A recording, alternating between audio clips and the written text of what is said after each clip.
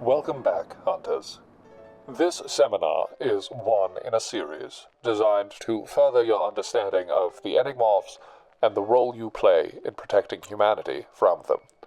All information presented here today, including the newly documented enigmorph species, is highly classified.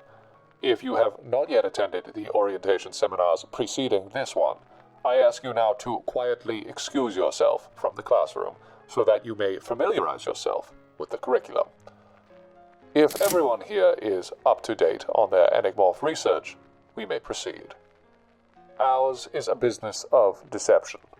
We deal in secrets the way most people deal in money or goods. Naturally, duplicity is commonplace in our line of work. To succeed as a member of the Hunters Hope Club, you must be able to discern the difference between what you want to hear and what is being said. But lies are simple. Lies are a mortal craft, made and unmade by humans like you or me. However, even the most cynical, perceptive, and intuitive among our ranks can be deceived by an enigmorph skilled in the art of shapeshifting. You may have heard the term before.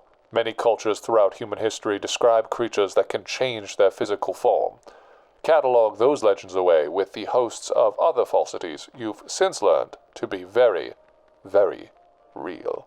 Shapeshifters exist, and we at the HHC encounter them frequently. In a change of pace from my usual seminar format, today I shall read you an excerpt from the journal of Mitra Chatterjee, one of the HHC's most experienced field agents. Not long ago, she was sent to the little-known island of Oros in the Caribbean to investigate uncanny rumors spread from fisherman to sailor to merchant. The investigation was summarized in her field log.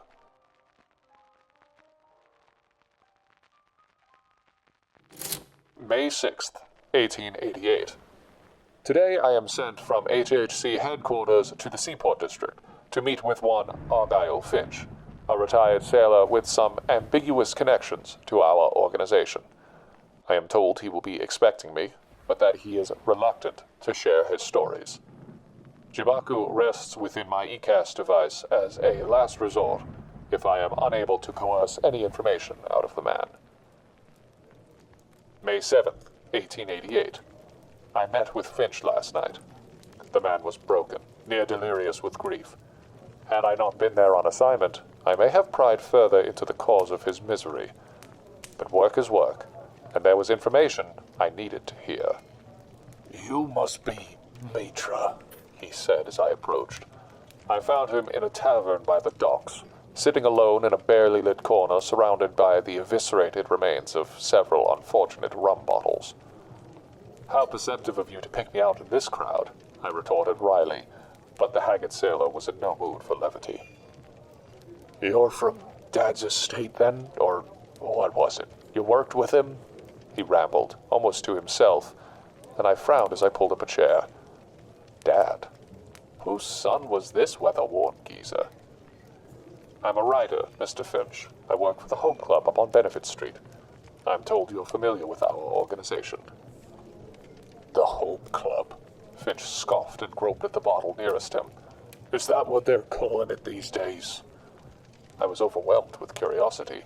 Finch seemed to know about the intricacies of my work, and unless my dispatcher at the HHC was wrong, he had some relationship with the club prior to my seeing him. Perhaps his father. How had I not been informed of this connection? But these questions would have to wait. I was here on business. "Mr. Finch," I pressed forward, "I'm not interested in wasting your time. I'm here because I've been told you have a story to share. You once worked on a merchant ship that ran imports from Oros Island up to the States.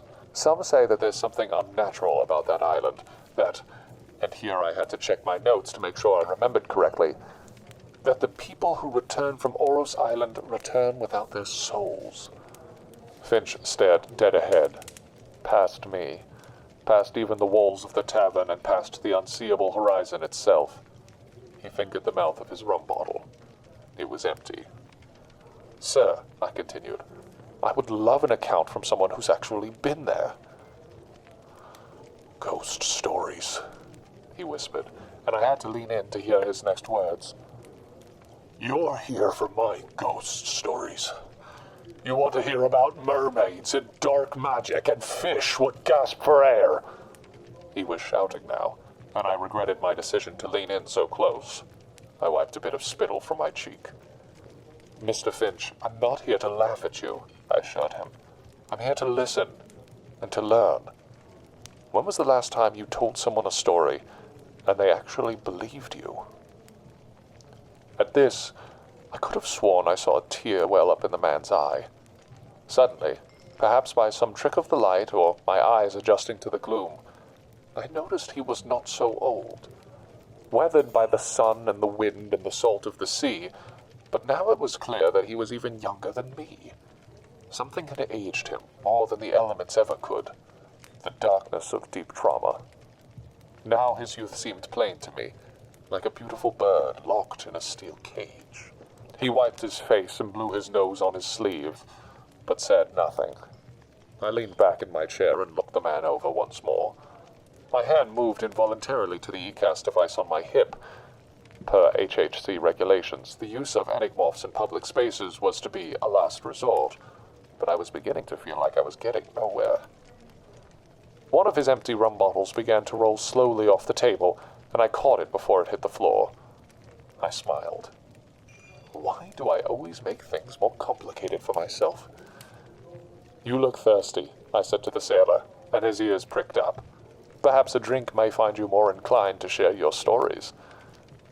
Finch stared at me hard, then leaned forward until he was nearly lying on the table. He gestured for me to come nearer, and I hesitantly obliged. Darling, he whispered to me softly, you should have opened with that. May 14th, 1888. My dialogue with Finch was more enlightening than I ever could have hoped.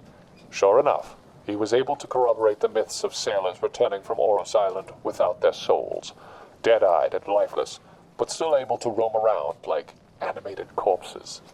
These sailors would disappear after making port in the States, never to be heard from again.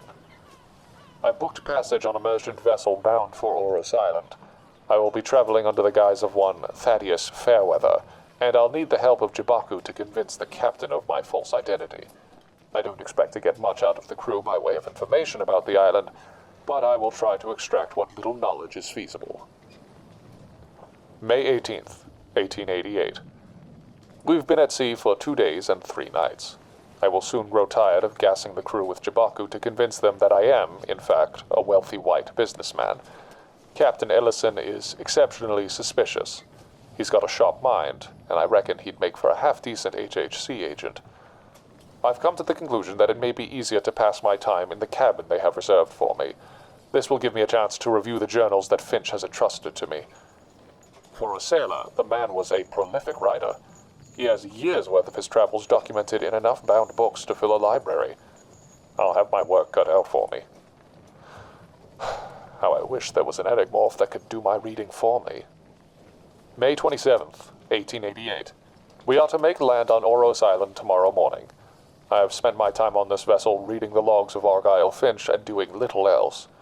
What wonders and horrors he's seen. I am hesitant to envy him. I long for solid land.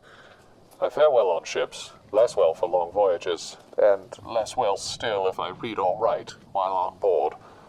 I am hereby resolved to abstain from either until we are safely on shore. May 28th, 1888. I left the ship this morning with haste. The crew has not seen me for over a week, and I have no interest in altering their memories again. I may be forced to find some other way home after my research has concluded. If not, I have 3 days before the ship has been loaded with goods, resupplied, and ready to make water again. My investigation begins now. And now, class, if you'll permit me a brief recess to rest my voice. We have a few more entries to cover before the seminar is concluded, so be sure to return in a punctual manner. I trust you all to remember my newest method of disciplining truants. Off you go, and be back in no longer than 1 minute and 12 seconds. Hey guys, Jack here to interrupt your regularly scheduled Enigmorph content to let you in on a little trade secret. If you're interested in the brushes that I use for all of these illustrations and would like to get your hands on them for your own work, I've got good news. Claire has made several digital brush packs that are one of a kind and perfect for digital illustrators of all skill levels. We've got options ranging from oil to pen, which are the brushes that I used for the Enigmorph projects, and even a specific pack for emulating the official Pokemon style. They're available for purchase and download on our Gumroad. You can use them in Procreate and Photoshop, and the link is in the description. If you want to help support our channel and get your hands on the same digital brushes that I use, consider visiting our Gumroad and snagging a few brushes of your own. Thank you for listening to our shameless self-promotion. That's it for now. Enjoy the rest of your seminar.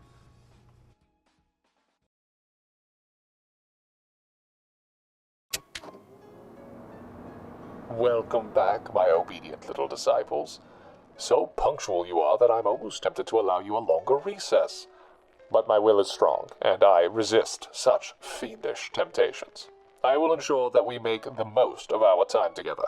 We can't have you wasting precious time eating food or relieving yourselves. Such matters can wait until after we've finished. Now we return to Agent Chatterjee's journal and her excursion to Oros Island. May 29th, 1888. Blast, but it's hot. Would that the HHC sent me so far south in January. I might welcome the heat. But despite all that, the most uncomfortable thing about this island is the noise. Or rather, the lack thereof.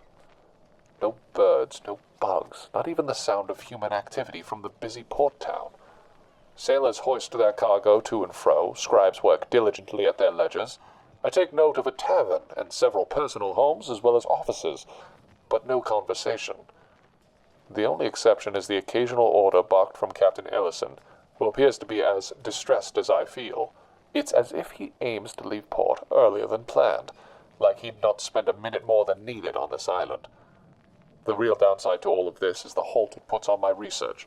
I had planned to start the investigation by interviewing the local population, but the port town is inhabited exclusively by American, French, and Spanish workers and businessmen. The natives are nowhere to be seen, and the colonists won't give me the time of day, even with the help of Jabaku. Looks like my months spent learning the native language of Creole were in vain. May 30th, 1888. Today yielded a significant breakthrough. It rained ceaselessly from sunrise till past noon, and the town seemed to shut down. Determined not to leave Oros empty-handed, I trudged up from the beach and through the thick jungle that encircles the port town. Scabbalve made short work of the underbrush, cutting me a path where never there was one before. After hours of hiking, I noticed signs of human activity. Cut trees, rope fibers, and the discarded bones of domesticated fowl. I returned Scabbalve to my ECAS device and followed the trail until I reached a clearing in the jungle. There, in the center of the clearing, was a large hut on stilts, some 15 feet above the ground. It was surrounded by what looked like a hand-dug moat, which was now overflowing with rainwater. On either side of the moat, pointed stakes were stuck in the ground, creating a bristling barrier of splintery wood. In my line of work, you often see such ingenious constructions wrought of the most primitive human fears. "Hello!" I shouted. My voice was drowned out by the torrential downpour. I shouted again, louder this time, then waited. Once more I called out, this time in the native language of Oros, but there was still no reply. I released Scabbalve from my ECAS device once more, and set to work clearing the wall of stakes. Suddenly, a gunshot rang out, startling me so badly that I threw myself to the ground. I heard the bullet ricochet off of something hard, and as I stood up, I realized the shooter had fired at Scabbalve. Its shell armor had deflected the shot, but it stood in a battle stance with its bladed arms positioned upwards towards the hut. I composed myself, wiping the mud off my trousers and face. The rain began to subside, and I was able to discern the sound of a man's voice shouting violently from somewhere inside the hut. He was speaking Creole, and I strained to decipher his words. "Now I have you," I was able to understand him say. "The rain, the wet, it betrays your disguise. I see you for what you really are." Another gunshot. This time, Scabbalve was ready, It swatted the bullet away with a swipe of its blade, and made to leap up at its assailant. "Wait!" I shouted, and Scabbalve froze in place. "He means us no harm." My enigmorph turned to me slowly, and even without a face I was able to understand its thoughts. No harm? He just shot at me, twice. I know. I opened my ECAS device and recalled Scabbalve. He thought you were someone else. After our initial confrontation, I was able to make peace with the Oros man in the hut. He was relieved that I spoke not just his language, but that I spoke it all. He asked to see my eyes, asked me for memories of my childhood. I obliged him these strange requests, but soon I understood. I felt like a fool. The answer was literally under my nose the whole time, and perhaps it was the heat or the stress of my dual identity, but I was unable to see it until now. Of course an enigmorph was to blame for the uncanny occurrences of Oros Island, a heretofore undocumented enigmorph, one with the ability to change shape and mimic the behaviors of those whose faces it stole. A whole colony of these creatures had made Oros Island their home, killing off the human population until all that remained was a ghost town filled with enigmorphs. They lured more humans to the island so that they always had something to eat, and for each human that went missing, another enigmorph took his place.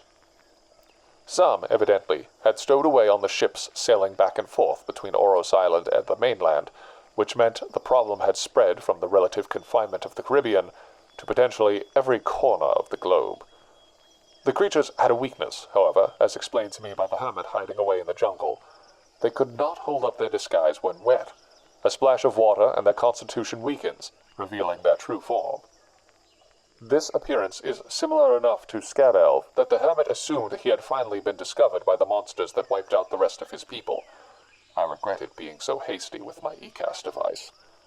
I asked the man, who told me his name was Felix, if he wanted to return with me to the mainland. He seemed to ponder this proposition, but in the end was too frightened to leave his hut. I departed from him, sharing with him the contact information of the HHC if he was ever inclined to reach out to me again. Until his home is cleared of these enigmorphs, however, I'm not expecting a letter. May 31st, 1888. I returned to the port town this morning, and my worst fears were confirmed. Captain Ellison has left without me, either out of fear, or perhaps due to my Jabaku's meddling, which may have all but erased me from his mind. I am stuck on Oros Island, surrounded by enigmorphs with the faces of men. Though their pearlescent eyes show no emotion, I can discern some intent. They're hungry. June 1st, 1888. With the help of Jabaku and Scabbalve, I was able to fend off approximately 6 very hungry shape-shifting enigmorphs. I've seen their true form, a writhing mass of blue tentacles housed within an impenetrable shell. I'm not surprised that Felix mistook my Scabbalve for these creatures. In fact, I'm beginning to wonder if the two enigmorphs are somehow related. Thus, I have decided to name this newly discovered species Believalve. I expect I'll read this entry again after the heat stroke has worn off and laugh at my lack of creativity.